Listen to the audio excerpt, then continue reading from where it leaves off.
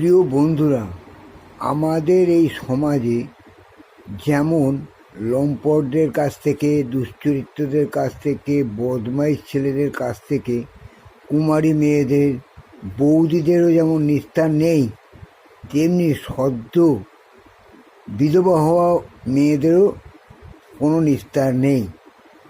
ওরা বিভিন্ন কৌশলে তাদের সতীত্ব নষ্ট করে থাকে।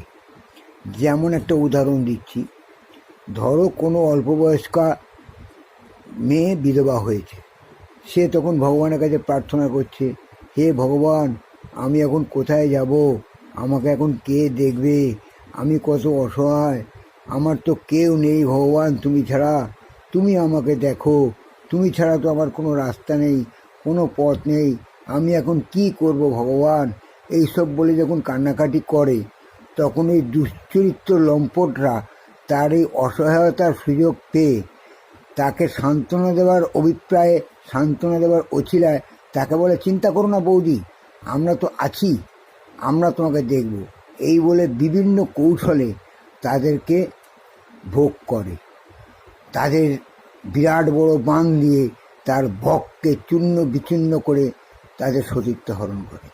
এইভাবে সমাজে চলে আসছে বিভিন্ন বিশৃঙ্খলতা।